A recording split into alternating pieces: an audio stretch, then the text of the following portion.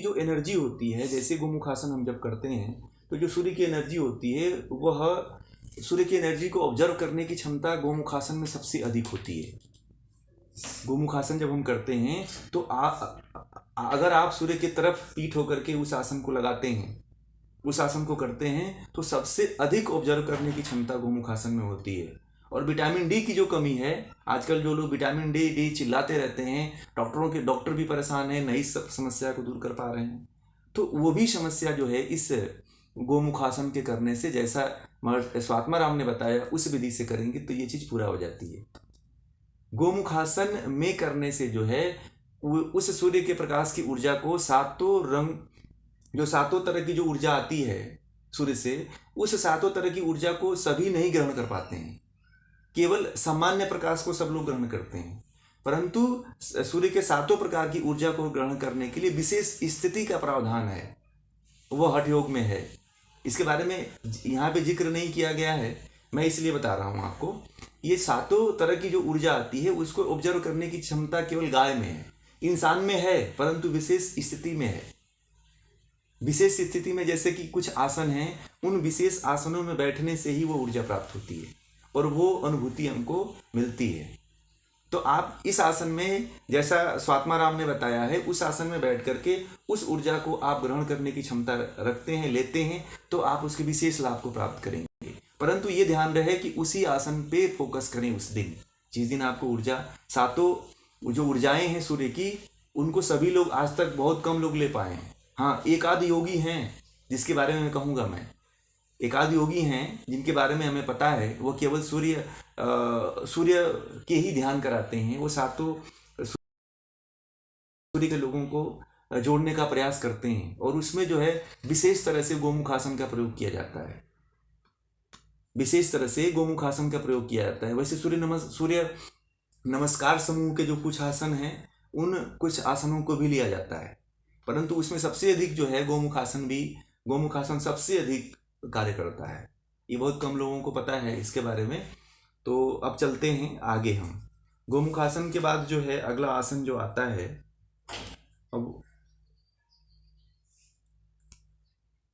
पीठ करके आपका जो पैर रहेगा वो उसके सूर्य के विपरीत रहेगा, ठीक है ना। पीठ रहनी चाहिए, सूर्य की तरफ पीठ होनी चाहिए, आपका पैर उसके दूसरी तरफ होना चाहिए, पश्चिम की तरफ होना चाहिए। शाम को करते हैं तो सूर्य की उपस्थिति में करें, जब तक रहे, डूबा ना हो, उससे पहले करें। यानी कि 6:30 बजे डूबता है तो आप 5:30 बजे से शुरू करिए, 5:30 बजे 6 बजे तक तो सूर्य दिखाई देता है और उसका प्रकाश पड़ता है। जो प्रभाव जो होता है, उस जो सबसे अधिक जो सातों रेज का प्रभाव होता है सुबह में होता है, और उसको ऑब्जर्व करने की क्षमता दोपहर तक होती है। सातों जो रेज होती हैं वो शाम को उतना नहीं मिल पाती हैं, मिलती हैं बहुत।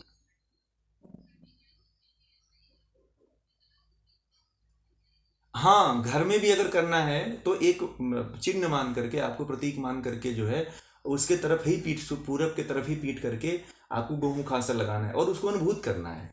ऐसा नहीं कि केवल गए और चले आए, उसको अनुभूति करिए, महसूस करने का प्रयास करिए कि एक ऊर्जा जो है, विशेष ऊर्जा हमारे शरीर के भीतर आ रही है, तो ऐसा आपको अद्भुत लाभ मिलता है, ठीक है ना। चलिए, अब अगला जो आसन है वीरासन। वीरासन के बारे में क्या कहा है, वीरासन को पढ़ते हैं। गुंदम निरुध्य गुल्फाभ्याम द्युतक्रमेण समाहितः कुर्मासन भवेदेत दिति योग विदुः। यानी कि इसके बारे में उन्होंने कहा है कि एक पांव को दूसरी जांघ पर तथा दूसरे पांव को अन्य जांघ के नीचे रखने से वीरासन बनता है, वीरासन कहते हैं। अब वीरासन के सबसे पहले वीरासन का तात्पर्य, वीर का मतलब क्या होता है। वीर का जो तात्पर्य कहा गया है कि वीर का जो तात्पर्य होता है वो योद्धा से होता है, योद्धा होता है, बहादुर होता है। एक इस तरह से इसका जो विशेष जो एक और भी बात होती है कि वीरासन करने से जो है ये शारीरिक रूप से तो प्रभाव पड़ता ही है, उससे ज़्यादा हमारे आंतरिक स्तर पे भी प्रभाव पड़ता है वीरासन करने से। कैसे होता है कि वीरासन जो होता है वह जो है वीर जो है, वीर रस एक 9 प्रकार के हमारे भावों के 9 रस होते हैं। तो उन 9 रसों में वीर रस जो है, अस्थाई भाव जो उसका होता है वो उत्साह होता है, उत्साह होता है। वह उत्साह भाव जो है, उत्साह जो भाव जो उत्पन्न होता है वह भी विशेष स्थिति में ही बनता है। जिन लोगों के अंदर उत्साह खत्म हो जाता है, जिन लोगों के जैसे कि जीवन में जिन निरुत्साह हो गया जो व्यक्ति, तो कोई आश्रमों में चला जाता है, कोई संत महात्माओं के पास चला जाता है, तो उसको जो है वो योगी या संत महात्मा जो है जो आसनों की क्रिया करवाते हैं, तो उससे जो है उसके अंदर उत्साह उत्पन्न होने लगता है। या पहले भी ये स्थिति थी कि पहले जो लोग थे जो जीवन के प्रति बड़ा ही निरुत्साह हो जाते थे, जीवन के प्रति बड़ा ही हताश हो जाते थे, निराश हो जाते थे, तो उनके अंदर जो है इन आसनों को करा करके वो वीर की, योद्धा की भावना उत्पन्न की जाती थी। और योद्धा जब बन जाते थे, वीर की भावना उत्पन्न होने से उनके अंदर हमेशा उत्साह बना रहता है।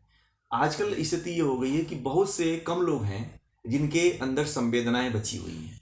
संवेदनाएं का तात्पर्य होता है कि जिनके अंदर उत्साह न हो, जिनके अंदर कार्य करने की क्षमता न हो, चेष्टा न हो, संवेदना न हो, ममता का भाव न हो, सर्दी गर्मी का भाव हो, ये संवेदनाएं में सब आती हैं। तो जब संवेदनाएं समाप्त हो जाती हैं तो संवेदनाओं को जागृत करने के लिए आसन बड़े ही लाभकारी हैं। तो वीरासन भी उसमें उस कोटि में आता है। वीरासन कोई ऐसा वैसा आसन नहीं है। इसमें जो 15 आसन दिए गए हैं, ये 15 आसन ये 2 लाइन में जो लिखे हैं, केवल 2 लाइन में ये इनका तात्पर्य नहीं है। ये 2 लाइन से भी बहुत ऊंचे हैं। ये इनके बारे में बहुत कम, अभी जितनी व्याख्या की जाए उतनी ही कम है, और बहुत लोगों को तो ये पता ही नहीं है इसके बारे में। वैसे भी जो योगी हैं, योगियों ने जो भी अनुभूत किया इन आसनों को लिखा नहीं, अपने गुप्त ज्ञान को पुस्तकों में वर्णित नहीं किया, पुस्तकों में नहीं बताया, परंतु ये बात कुछ योगियों के द्वारा जो है, स्वात्माराम जैसे योगियों के द्वारा हमें हठ प्रदीपिका में पढ़ने को मिलती है। परंतु इन जो 15 आसन हैं, इन 15 आसनों को कोई न करता है न कोई कराता है, पूरे भारत में बता रहा हूँ। इसमें से एक आध दो कोई आसन करा देता है, न तो इसके ऊपर कोई फोकस ही नहीं करता है, क्योंकि इसके रहस्य को कोई जानता ही नहीं है। जैसे गोमुख आसन के रहस्य को कोई नहीं जानता है, स्वस्तिक आसन के रहस्य को कोई नहीं जानता है, वैसे ही वीरासन के रहस्य को कोई नहीं जानता है। जो व्यक्ति जीवन के प्रति निरुत्साह हो गया है, जिसके अंदर उत्साह खत्म हो गया है, जिसके अंदर पढ़ने का उत्साह खत्म हो गया है, जिसके अंदर जिस व्यक्ति के अंदर जो है संपूर्ण जीवन को जीने के प्रति उत्साह खत्म हो गया है, वह केवल बुराइयों की तरफ चला गया है, नशा की तरफ चला गया है, बुरे रास्तों को पकड़ लिया है, बुरे रास्तों पे जीना शुरू कर दिया है, वो किसके कारण? निरुत्साह होने के कारण। तो उस व्यक्ति के अंदर उत्साह लाने के लिए ऐसी विशेष स्थितियां कराई जाती थी या गुरु के द्वारा दी जाती थी कि वह केवल एक ही 2 आसन करने से जो है उस स्थिति को वो प्राप्त हो जाता था। पहले के जो ऋषि या योगी हुआ करते थे, कोई वचन देते थे तो उसके साथ उसकी क्रिया भी बताते थे कि ये तुम क्रिया करना, तो जो मैं कह रहा हूँ, ये जो मैं तुमको वचन दे रहा हूँ, ये वचन पूरी हो जाएगी। तो पहले लोग जब वचन को पूरा करना होता था तो उस के वचन के पीछे जो कार्य करना होता था उसको बड़ी ही निष्ठा के साथ करते थे। आज ये होता है कि कोई जो कार्य होता है उसको तो कोई नहीं करता है, वचन को पूरा करने के लिए जो बाहरी आडंबर है उसके प्रति फंस जाता है। तो योगी जो स्वात्माराम है, ऐसे ही नहीं 15 आसन के बारे में 84 लाख आसन हैं, 84 आसन हैं, बता दिए होते कोई भी दिखाने के लिए। परंतु कोई भी व्यक्ति जो है आज के समय में इन आसनों पर ध्यान ही नहीं देता है कि वीरासन क्या है। वीरासन ऐसा आसन है कि आपके अंदर एक योद्धा की भावना उत्पन्न कर देगा, बलशाली बना देगा। जो बलहीन है, जो वीरहीन है, उसको वीर प्रबल बना देगा, वीर से संपूर्ण बना देगा, उत्कृष्ट बना देगा उसको। इसलिए वीरासन में बैठ करके देखिए आप, अद्भुत लाभ होते हैं। यहाँ पे तो केवल बैठने की बात स्वात्माराम ने कही है, यानी कि केवल बैठने से ही वह जो साधक है इसके लाभ से धीरे धीरे रसपान करने लग जाएगा। फिर उसे बताने की जरूरत नहीं है कि उसे क्या क्या प्राप्त होगा। नाम से ही आप समझने, अगर इतना कहा जाता है कि अक्लमंद को इशारा काफी होता है। अगर आप नाम से ही परिचित हो जाते हैं तो इसके अर्थ से आप और इसके लाभ से जब इसको आप सिद्ध करेंगे तो जरूर परिचित होंगे। तो आगे फिर तो ये है वीरासन, जिसके अंदर उत्साह नहीं है, उत्साह को जागृत करने के लिए सबसे उत्तम आसन है। इसलिए जो है आप लोग भी वीरासन का अभ्यास करिए। इन हठ प्रदीपिका में वर्णित आसनों को साधन करिए।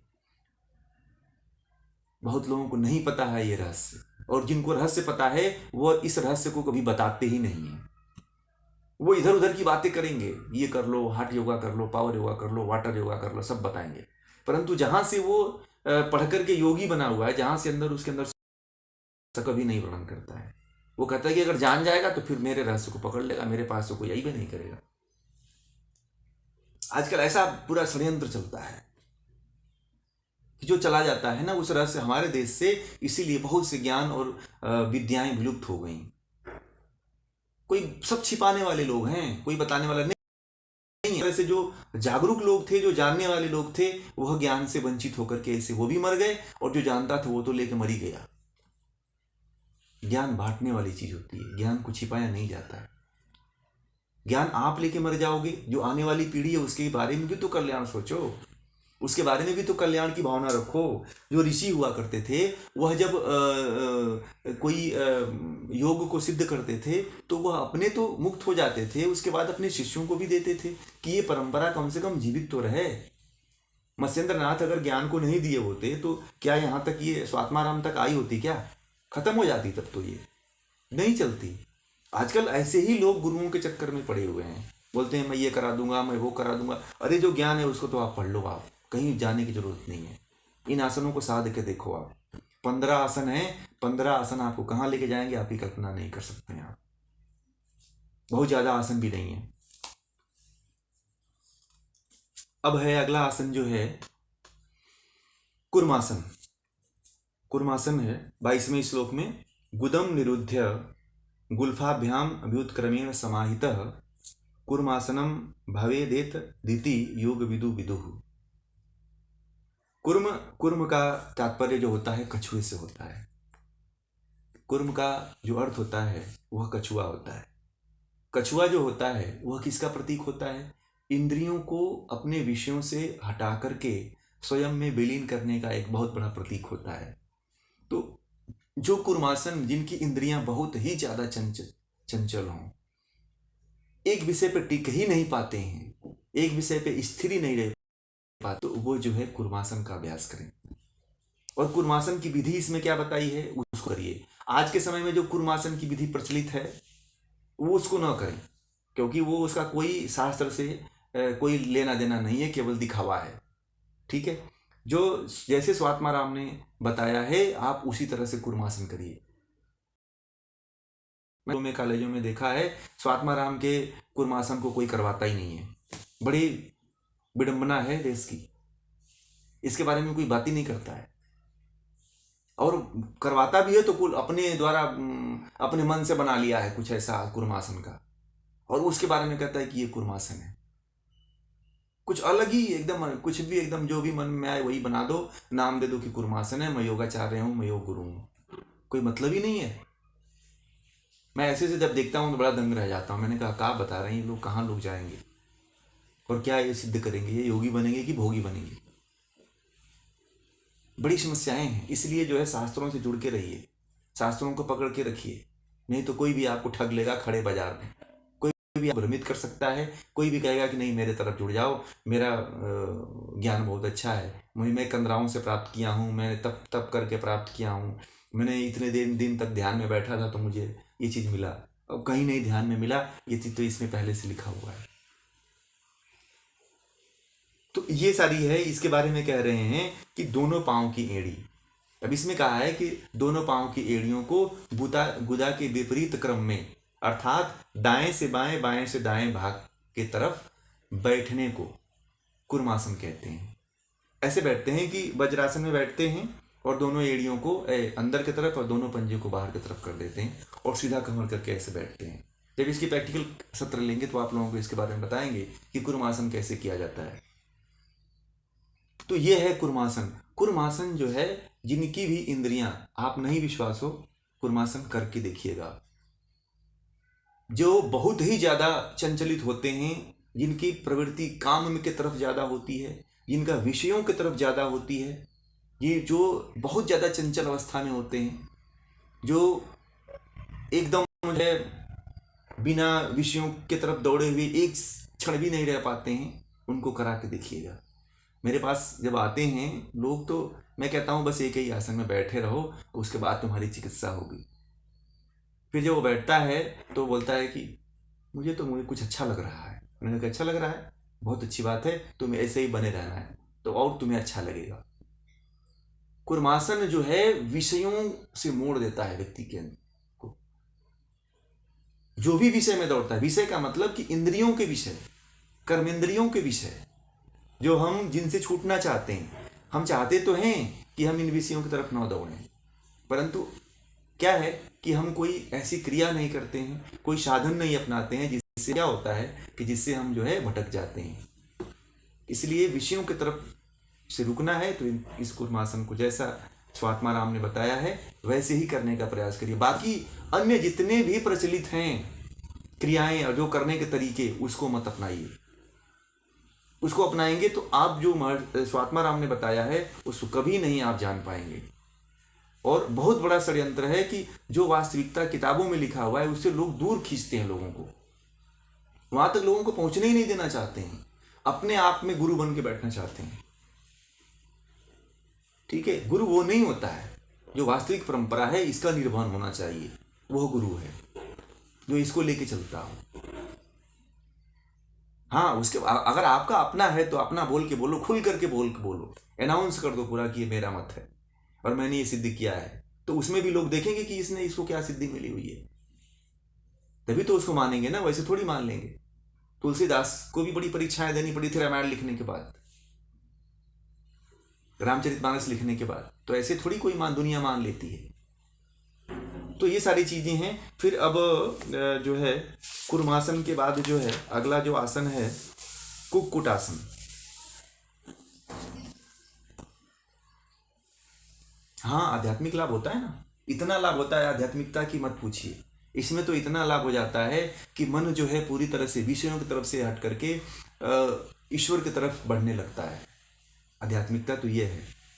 और इन इंद्रियों के कारण ही तो मन जो है, चित्त जो है, परमात्मा की तरफ नहीं बढ़ पाता है।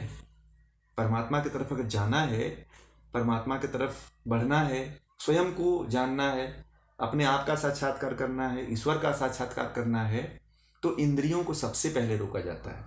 योग दर्शन जब आप पढ़ेंगे तो योग दर्शन में जो है सबसे पहले इंद्रियों को, चित्त की जो वृत्तियां हैं, इन वृत्तियों को ही रोकने की बात कही जाती है।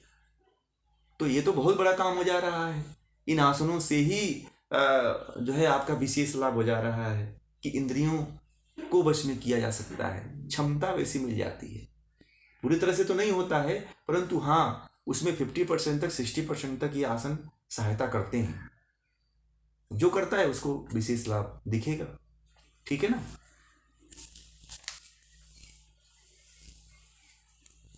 जी,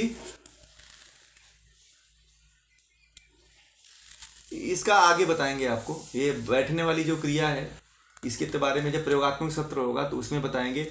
अभी तो केवल इसके सैद्धांतिक सत्र को आप समझिए। ठीक है।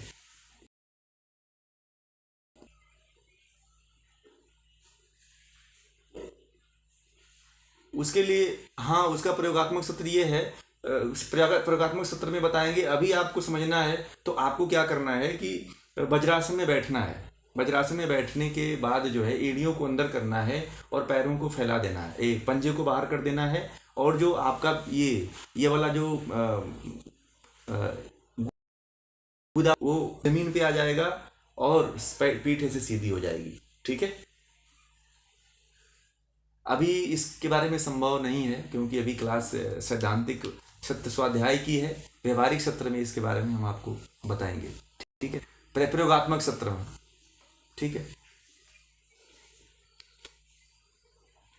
ये दोनों में फर्क है, दोनों में उसमें बताया ना उसकी विधि में।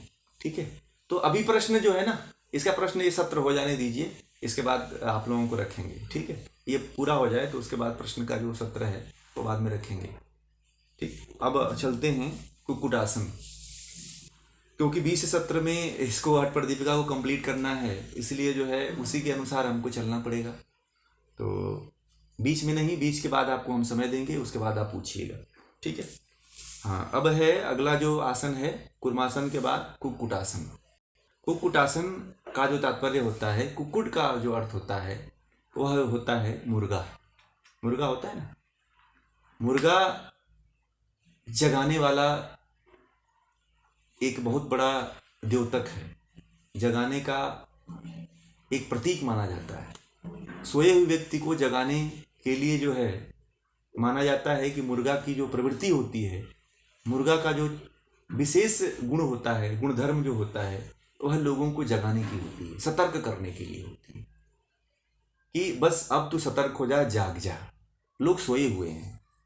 तो जगाने के लिए जो है, जिनकी चेतना पूरी तरह से सोई हुई है, जिनको कुछ भी पता नहीं है लोक का, परलोक का, आत्मा का, जीवात्मा का, ज्ञान का, शरीर का, इंद्रिय का, मन का, बुद्धि का, उनको जगाने के लिए जो है कुक्कुटासन जो है महत्वपूर्ण आसन है।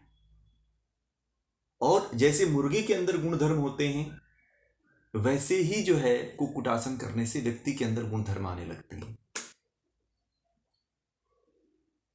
स्वात्माराम के आसन का मैं तत्व ज्ञान बता रहा हूं आप लोगों को। ठीक है, अभी ये तत्व ज्ञान को समझिए, तत्व ज्ञान आप समझ गए तो फिर इन आसनों के महत्व को समझ गए आप। ये हठ प्रदीपिका में शायद वर्णित नहीं है, तंत्र के ग्रंथों में ये सब वर्णन में मिलता है। तो ये जो तत्व कुक्कुटासन है वह एक तरह से व्यक्ति को जगाने का कार्य करता है। जो एकदम सुप्त अवस्था में चला गया, सो गया हो, जैसे कुंभकर्ण सो जाता था तो उसको जगाने के लिए मदिरा ढोल बाजे बजाए जाते थे, वैसे ही आम इंसान जैसे सो गया है उसको जगाने के लिए, शरीर से बोलता तो है, शरीर से बात तो करता है, खाना भी खाता है, सब कुछ करता है, दैनिक सारी क्रियाएं करता है, परंतु वह मानसिक रूप से सोया हुआ है। उस सोए हुए व्यक्ति के लिए कुक्कुटासन जो है बहुत ही बड़ा जो है बहुत महत्वपूर्ण भूमिका निभाता है। तो इसके बारे में इसको पढ़ते हैं। कुक्कुटासन बंधस्थो दौर्भ्याम संबद्ध कंधराम सेते कुर्म वदुत्ताना एतदुत्तान कुर्मकम।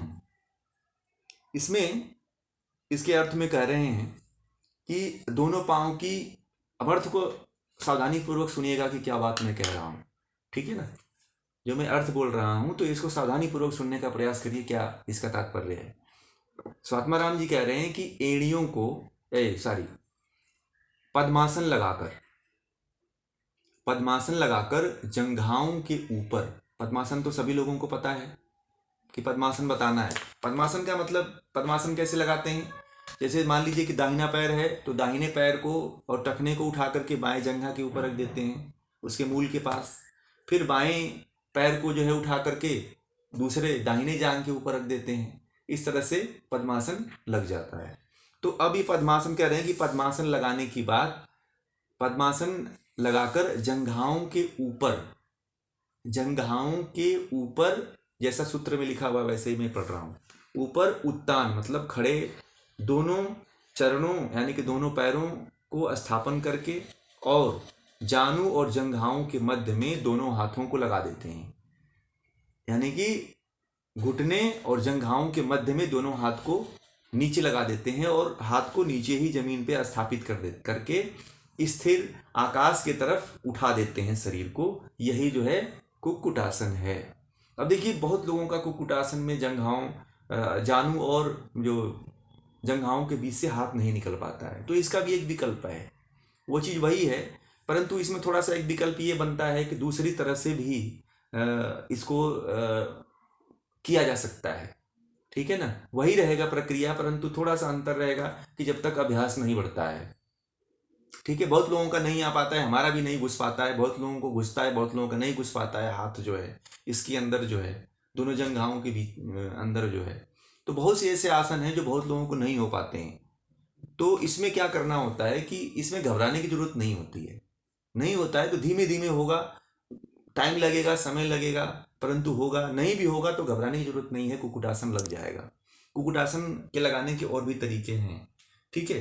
तो इसमें जो है लगने से, कुक्कुटासन लगने से जो है आपके अंदर जो है, जब हाथ पे पूरे शरीर को जब उठाते हैं तो एक तरह से क्या होता है कि जो ऊर्जा होती है वह हमें पूरी तरह से सतर्क कर देती है, सावधान कर देती है कि हम एक स्तंभ पे खड़े हैं। जैसे किसी व्यक्ति को कहा जाए कि तुम जो है जाकर के एक कोई खंभा है और उस खंभे के ऊपर खड़े हो जाओ। दो खंभा है, दोनों खंभों पे पैर रख के खड़े हो जाओ, तो व्यक्ति बड़ा ही सतर्क होकर खड़ा होता है। किसी का साउंड ऑन है, बंद कर लीजिए।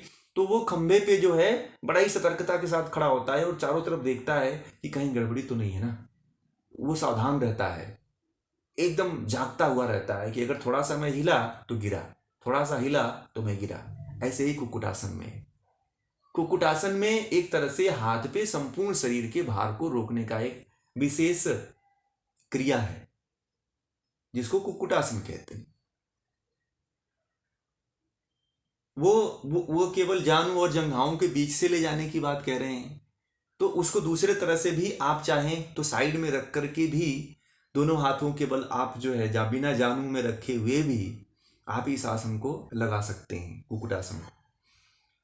तो भी आपके अंदर कुक्कुटासन के जैसे ही लाभ प्राप्त होंगे, कुक्कुटासन के जैसे ही आपको अनुभूतियां होंगी। आपके अंदर जो सजगता है वो बढ़ जाएगी। बहुत लोगों के अंदर सजगता नहीं बढ़ती है, जागरूकता नहीं होती है, वो सोए हुए ही रहते हैं। तो कुक्कुटासन का अभ्यास जरूर करेंगे, ठीक है। अब अगला आसन जो है उत्तान कुर्मासन। उत्तान कुर्मासन है, तो उत्तान कुर्मासन के बारे में, सॉरी मैंने कुछ गलत पढ़ दिया शायद। कुक्कुटा सही था ना?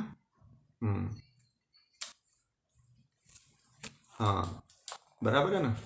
तो अब उत्तान कुर्मासन है।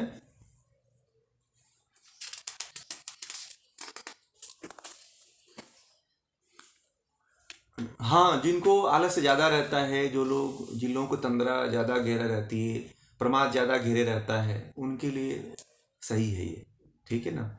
वो हमेशा सतर्क रहेंगे, ज़्यादा सोएंगे नहीं।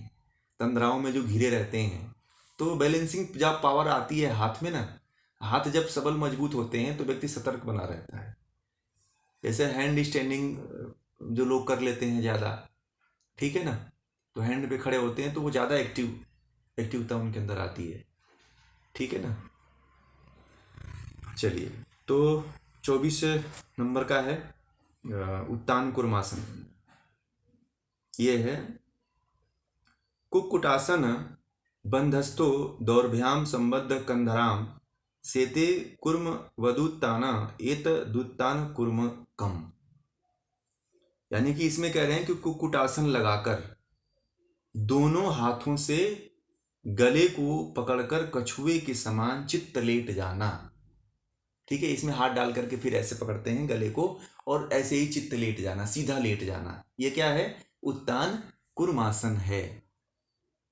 उत्तान कुर्मासन, कुक्कुटासन लगाकर दोनों भुजाओं को ग्रीवा के बगल में ऐसे रख करके, ऐसे बांध करके कच्छप के समान, जैसे कछुआ को पलटते हुए देखा है आप लोगों ने।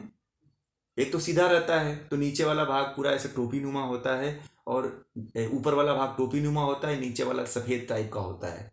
तो उस तरह से आप ऐसे हो जाएं तो उसमें क्या होता है कि सारे अंग जो है छिप जाते हैं। दोनों पैर होते हैं, दोनों हाथ होते हैं, वो अंग दिखाई नहीं देते हैं। कछुआ के भी जब पलटता है तो वो सारे अंगों को अपने अंदर छिपा लेता है जब उत्तान लेटता है तो। और जब ऐसे सीधे अपनी अवस्था में होता है तो देखिएगा उसके हाथ पैर निकले रहते हैं। तो ऐसे ही कुक्कुटासन में क्या होता है, कुक्कुटासन में जाकर के दोनों जो है ग्रीवा को भली प्रकार से ऐसे बांध लेते हैं और कुक्कुटासन में जाकर के, अब कुछ लोग ऐसे करते हैं, वो गले को, गर्दन को बांधने की बात कह रहे हैं यहाँ पे, तो ग्रीवा को भली प्रकार बांध कर कच्छप के समान उत्तांग लेटने की बात कर रहे हैं, तब जाकर के पूरे हाथ पैर छिप जाते हैं। तो यही कुक्कुटासन है। तो कुक्कुटासन का तात्पर्य इन्होंने ये बताया है, कुक्कुटासन तो बता दिए हैं, कुर्मासन, कुर्मासन के जो तात्पर्य हैं वही तात्पर्य इसमें भी उत्तान कुर्मासन में भी होता है। तो उत्तान कुर्मासन में क्या होता है कि कुछ जो इंद्रियों के जो विषय होते हैं वह जब नहीं रुक पाते हैं या मन जो है, मन और विचलित अवस्था में चला जाता है इन इंद्रियों के माध्यम से, तो फिर उल्टा होना पड़ता है व्यक्ति को। और जब इस अवस्था में जब व्यक्ति आता है तो मन जो है विशेष अंग पे आकर के स्थिर होता है। जब इस उत्तान कुर्मासन को करते हैं तो मन की एकाग्रता जो है ज्यादा बन जाती है, और जो इंद्रियों के विषय होते हैं वो धीरे धीरे धीरे जो है इंद्रियों की तरफ से लौट करके आने लगते हैं अपने अपने तरफ, और विषयों की तरफ जो उनकी दौड़ होती है वो धीरे धीरे समाप्त होने लगती है। तो लगभग उसके और कुर्मासन के और उत्तान कुर्मासन के लाभ जो है लगभग वही हैं जो आपको बताया, ठीक है ना। उस करने की विधि उन्होंने बता दिया थोड़ी सी, परंतु उसमें ये है एक अंतर उसमें बस केवल यही आता है कि जिनका कुर्मासन में नहीं हो पाता है उनका उत्तान कुर्मासन में हो ही जाता है, ठीक है ना। अब जो है अगला जो है आसन है धनुरासन, जो है 25वां श्लोक में, पादांगुष्ठौ तु पाणिभ्याम गृहीत्वा श्रवणा विधि धनुराकर्षणम कुर्यात् धनुरासन मुच्यते। अब इसमें पादांगुष्ठौ तु पाणिभ्याम गृहीत्वा श्रवणावधि, अब इसमें इन्होंने कहा है कि सबसे पहले दोनों पैरों के अंगूठों को हाथों से पकड़कर धनुष के समान आकर्षण करें, इसे ही धनुरासन कहते हैं इस सूत्र के तात्पर्य में। परंतु जो स्वात्माराम ने बताया है यहाँ पे, जो कैवल्य धाम के द्वारा जो वर्णित पुस्तक है, इसमें ऐसा लिखा हुआ है कि पेट के बल लेटकर, यहाँ पे उन्होंने पेट के बल लेटने की बात कहा है। दोनों पांवों के अंगूठे को दोनों हाथों से पकड़कर उन्हें कानों तक खींचकर धनुष के समान आकार देना, कानों तक खींचकर यहाँ तक खींच लाते हैं और धनुष की तरह आकार देना, ये धनुरासन है। तो इस स्थिति को जो है पेट के बल लेट करके ही संभव हो पाता है। दूसरे तरह से भी धनुरासन होता है, ये खड़े होकर के भी करने का कुछ लोग प्रयास करते हैं, ठीक है इसको, परंतु वो उतना लाभकारी नहीं हो पाता है। परंतु जो लेट करके जो करने में जो सफलता मिलती है धनुरासन में, इसलिए इसको स्वात्माराम इस वाले बुक में जो है लेट कर और पेट के बल फिर पीठ वाले हिस्से को उठा करके लगा देना, कान के तरफ लेकर के आना, तो ये वाला ज़्यादा सहजता दिखती है। परंतु खड़े होकर के भी होता है, खड़े होकर के फिर सिर वाले भाग को लेके जाना पड़ता है, और फिर जो है कुछ लोग इतना सबल होते हैं जिनका ज़्यादा फ्लेक्सिबिलिटी होती है, वो फिर वहाँ तक लेके जा पाते हैं, तब वो भी धनुरासन करते हैं, परंतु वो थोड़ा सा सबके लिए हितकारी नहीं हो पाता है, सभी लोग उसमें नहीं जा पाते हैं। तो धनुरासन का तात्पर्य आप लोगों को बताना भूल गया मैं। तो धनुरासन का जो धनुष के अंदर क्या विशेषता होती है कि वह अपने लक्ष्य को भेदने में काफी तत्पर होती है। इसका एक विशेष गुण होता है कि धनुष जो है अपने लक्ष्य को भेद ही देती है, उसके अंदर इतनी एकाग्रता आ जाती है। एकाग्रता किस लिए आती है कि फ्लेक्सिबिलिटी बढ़ जाती है। कौन सी फ्लेक्सिबिलिटी बढ़ती है? जब कमर की फ्लेक्सिबिलिटी जब बढ़ जाती है तब जाकर के एकाग्रता आती है। जिस व्यक्ति के अंदर कमर की फ्लेक्सिबिलिटी नहीं है उसके अंदर एकाग्रता नहीं आती है, और जिस व्यक्ति के कमर की फ्लेक्सिबिलिटी चली गई उसके अंदर बुढ़ापा जल्दी शुरू हो जाता है। बूढ़े व्यक्ति जल्दी होता है, क्यों? क्योंकि उसके अंदर कमर की जो कार्यशीलता है, कमर की जो मूवमेंट है वो खत्म हो चुका, फ्लेक्सिबिलिटी है वो नष्ट कर दिया उसने, आलस में, तंद्रा में, प्रमाद में। बहुत लोगों को ये नहीं पता है कि कमर का मूवमेंट प्रतिदिन करना चाहिए। कमर का कुछ ना हो परंतु कमर का तो कुछ ऐसे आसन है जिन वो करने ही चाहिए जिससे कि कमर का मूवमेंट हो ही जाए। धनुरासन ऐसा वैसा आसन नहीं है। बहुत ऐसे जो योग सेंटर हैं या योगी हैं वो इन आसनों पे ध्यान नहीं देते हैं, वो एडवांस आसनों पे भी शेष ध्यान देते हैं। कहते हैं कि जब तक एडवांस ना करो, जब तक खींचातानी ना करो, तब तक मजा ही नहीं आता है कि योग किया। परंतु कभी इन आसनों से वो परिचित ही नहीं हो पाते हैं। मैंने देखा बहुत से ऐसे सेंटर वाले हैं, उनको बड़ी बड़ी बड़ी समस्याएं हैं। एक तो स्टेरॉइड अब खाना शुरू कर दिए योगी भी, जो है आजकल योग कराने वाले भी स्टेरॉइड का सेवन करने लगे हैं। आसन करते हैं जो विदेशों में करा रहे हैं, वो भी स्टेरॉइड खा करके, स्टेरॉइड की गोलियां खा खा करके, दवाएं खा खा करके आसनों का प्रदर्शन कर रहे हैं। तो ऐसे नहीं होता है, ये तो बहुत लंबे समय तक थोड़ी चले। सब माइकल जैक्सन बनने की फिराक में सब लगे हुए हैं, नाम देते हैं कि मैं योगी हूँ, मैं योग गुरु हूँ। तो ये बहुत बड़ा विध्वंसक कार्य चल रहा है। क्यों चल रहा है कि इसके प्रति अच्छी तरीके से जानते ही नहीं है कि इनके कितने विशेष लाभ होते हैं। आप करके तो देखिए, लोग इसको ओल्ड एज वाले लोगों की बात कहते हैं कि ये तो इन आसनों को ओल्ड एज वाले करते हैं, ये तो अंकल आंटी के लिए है। मैंने बहुत सी योगियों को सुना है, परंतु वो कभी इन आसनों को सिद्ध ही नहीं कर पाया आज तक, इसलिए अनुभूति नहीं कर पाया। मैंने कहा कि जितने हमारे क्या स्वात्माराम से तो तुम बड़े योगी हो नहीं गए, व्यायाम करके, जिम्नास्टिक करके तुम योगी अपने आप को साबित कर लेते हो, परंतु कभी इनको साधने का प्रयास ही नहीं किए। ऐसे वैसे थोड़ी है ये। लक्ष्य को अगर भेदना हो जीवन में, एक लक्ष्य पे केंद्रित होना है अगर जीवन में, तो धनुरासन का अभ्यास करिए आप। देखिए आप जीवन में कैसे आप सफलता को प्राप्त करते हैं, आप अनुभव करोगे आप। परंतु इसको शेयर करना तो दुनिया जानेगी। इसको ऐसे नहीं कि आप फिर इसको बोलो कि मैंने इसको सिद्ध किया, मैंने इस तरह से किया।